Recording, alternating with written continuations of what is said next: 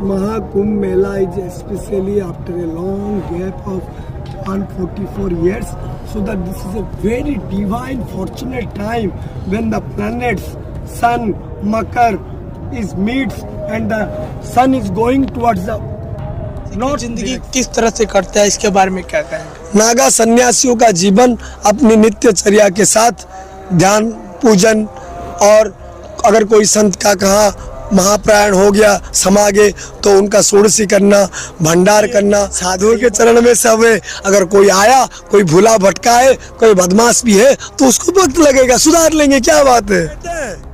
सर्वधर्मान परित्यज्य मामेकम शरणम व्रज अहम त्वाम सर्व पापेभ्यो मोक्षयिष्यामि मा शुचः। अगर कोई भगवा पहन के चोरी करता है तो उसको मारो भाई, चोरी नारी मिथ्या माफ नहीं।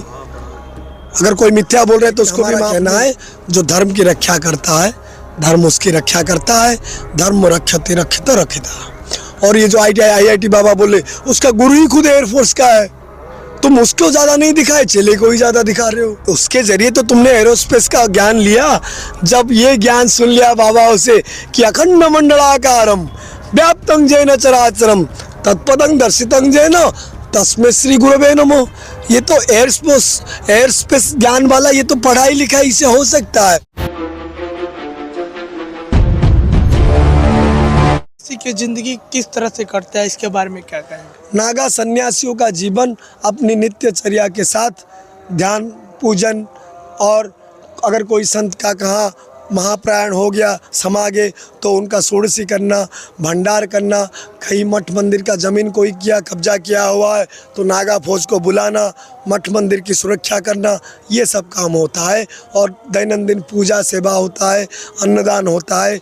जो मठ मंदिर में जो जिम्मेदारियां हैं, जो अतिथि आते हैं उनकी सेवा, उनकी रखाना, उनका बिठाना, और कोई चेला बनना चाहे, ये सब बहुत सारी बातें होती है।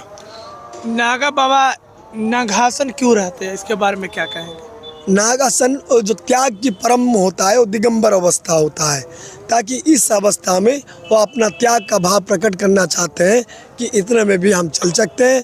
धुना पानी सिद्धों की बानी, और ये बबूती हमारा अंत तक हमारे साथ चलेगा।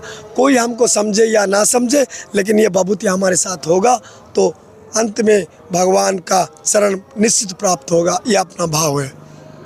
कितने बाबा होते हैं जिनको स्त्री को देख कर आप लोग को किस बहुत सारे ऐसे होते हैं उनको मन गड़बड़ हो जाता है, उस तरह के आप लोग का भी होता है क्या?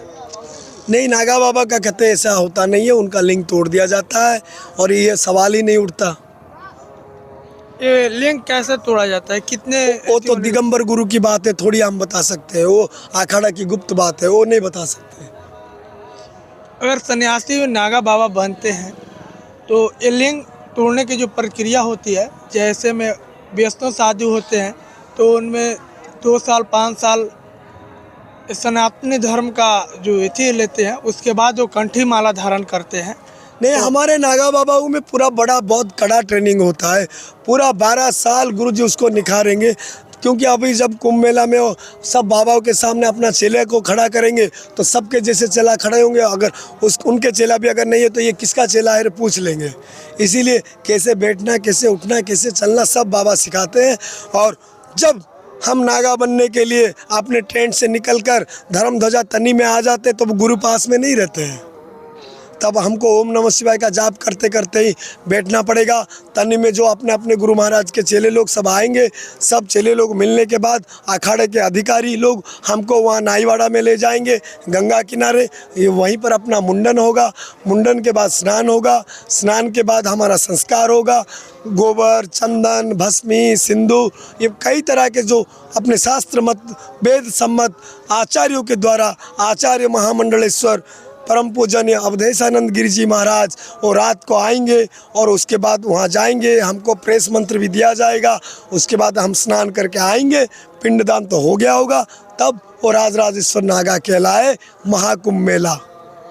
नागा साधु बनते हैं तो घर परिवार में कभी जाते हैं या नहीं जाते, इसके बारे में क्या कहें? जाना नहीं चाहिए। कोई जाता है तो अभी हम उसके बारे में बता नहीं सकते, और हमारा ऐसा नियम है, नहीं जा सकते हैं। आप घर परिवार में अगर जाते हैं, गांव में जाते हैं, अभी हम तो नहीं जाते। जो जाता है आप उनको पूछिए। यहाँ पे बाबा आप आए हुए हैं, किस तरह की विधि व्यवस्था लग रहा है, इसके बारे में क्या कहेंगे? विधि व्यवस्था और भी अच्छा हो सकता है। पैसे को देखकर जगह बांटना नहीं चाहिए। देखिए, अभी कोई मीडिया वाले को आप जगह देते हो तो सब मीडिया एक जैसे हैं, सबको कम ही जगह हो, भले सबको दिया जाए। अगर नहीं देना है तो किसी को नहीं देना, ये मेरा कहना है। कुछ ऐसे मीडिया है जो दिखा रहे हैं बाबाओं को ढोंगी बाबा बता रहे हैं, बहुत सारे बाबा को ठग बाबा के नाम दे रहे हैं, इस पे आप क्या कहेंगे? देखिए, मूल बात ये है, जो 1 रुपया चढ़ा के जाता है वो कभी सवाल नहीं करता है।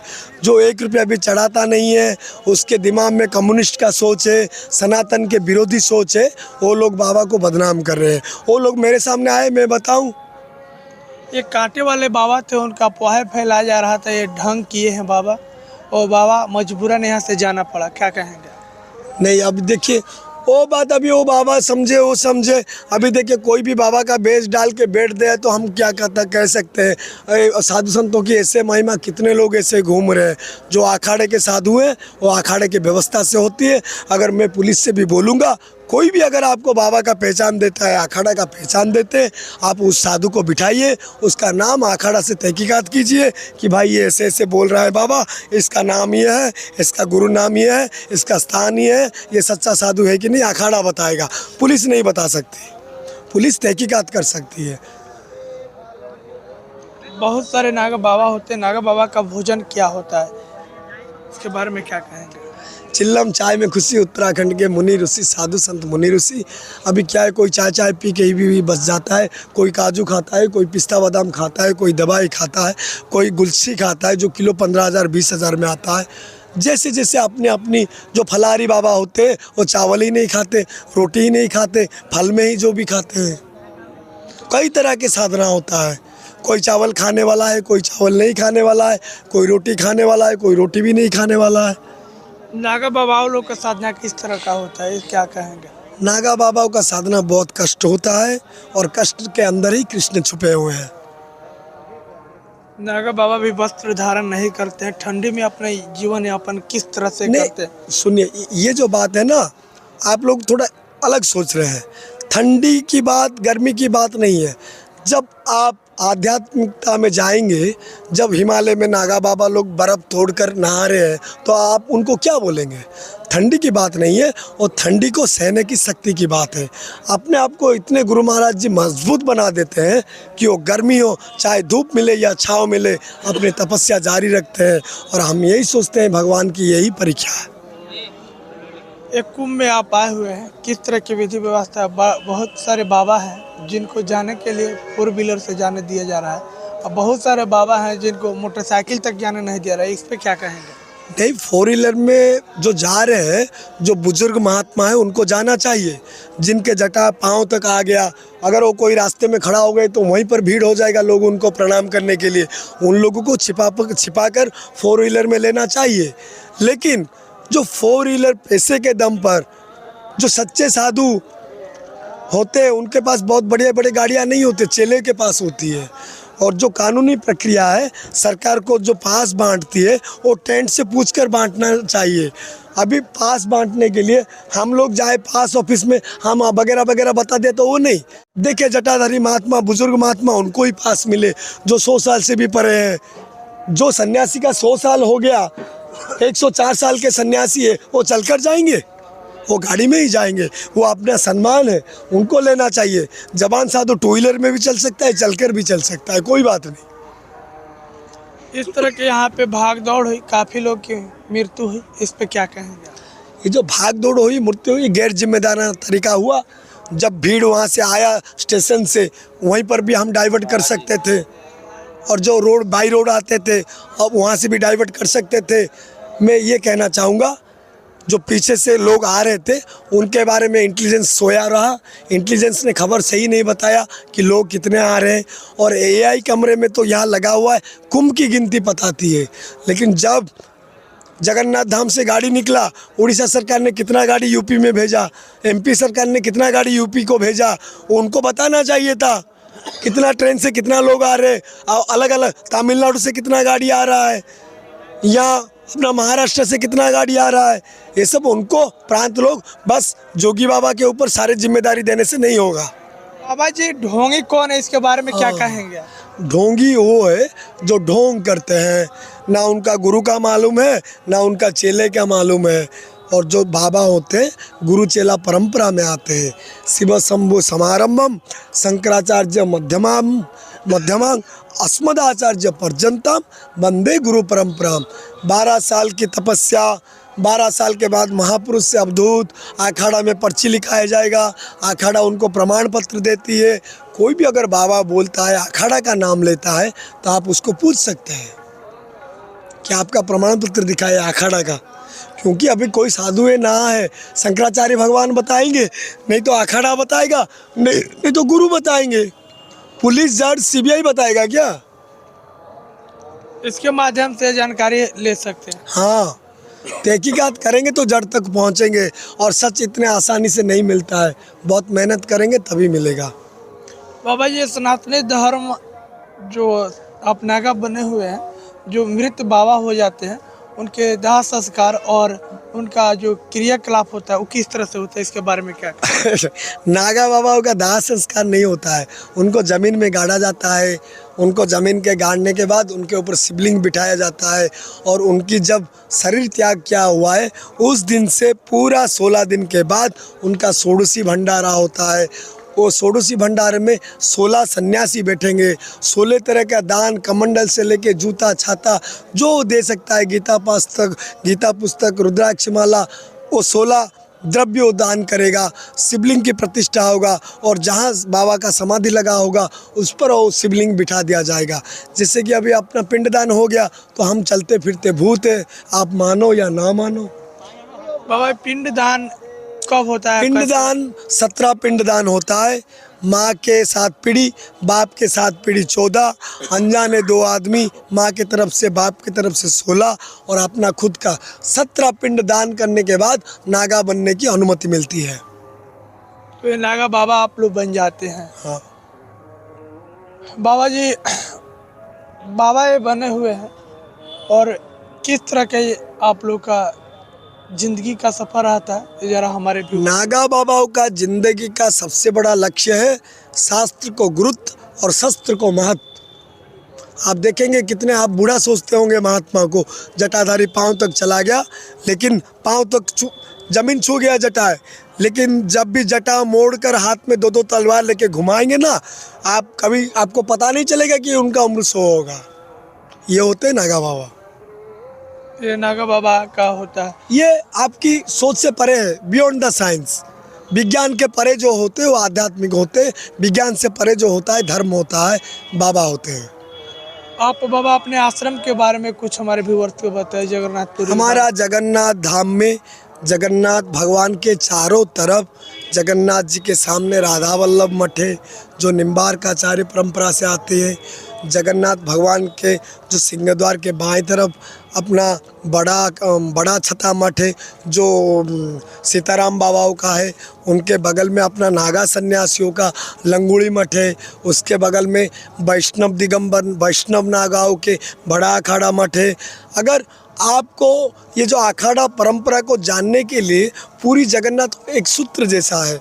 आप जगन्नाथ भगवान के मंदिर के चारों तरफ शहर के अंदर जाएंगे, आप किसी भी परंपरा के हो, किसी भी संप्रदाय के हो, उनके आचार्यों का गद्दी मिल जाएगा, उनका परंपरा देखने को मिलेगा, उनके साथ उनकी सनातन भाव को भी सोचने को मिलेगा।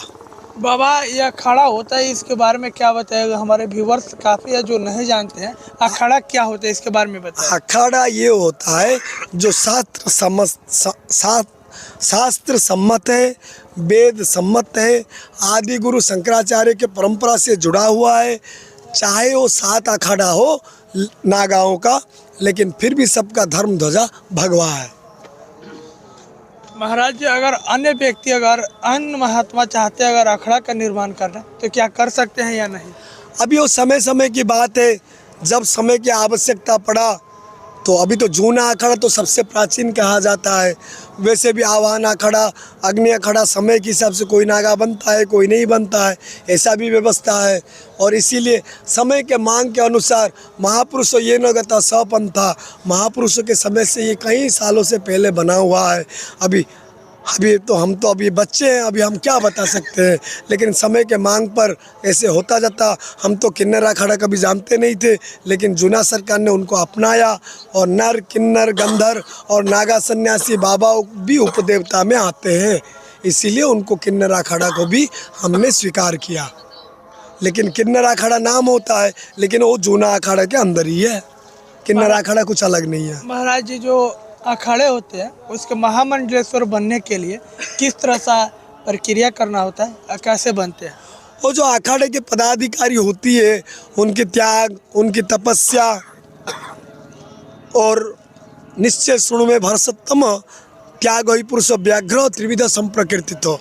त्याग इतना बड़ा चीज होता है, जब सुबह राम जी राजा बनने वाले हैं उससे पहले ही वनवास में चले जाते हैं, और उनसे ही सब पर राम तपस्वी राजा, तीन के काज सकल तुम साजा।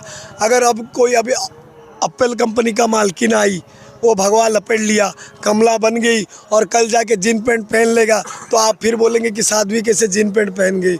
अभी एक दिन के लिए भी वो आ रही तो हमको उसको स्वागत करना चाहिए। और हमारा तो ऐसे परंपरा है जगन्नाथ धाम में, कोई बच्चा अगर बचपन में कोई रोग होता है तो उसका माँ बोलता है कि मैं लंगुड़ी बाबा को दे देता हूँ, नागा बाबा को देता हूँ, तो इतना विश्वास से बच्चा ठीक हो जाता है।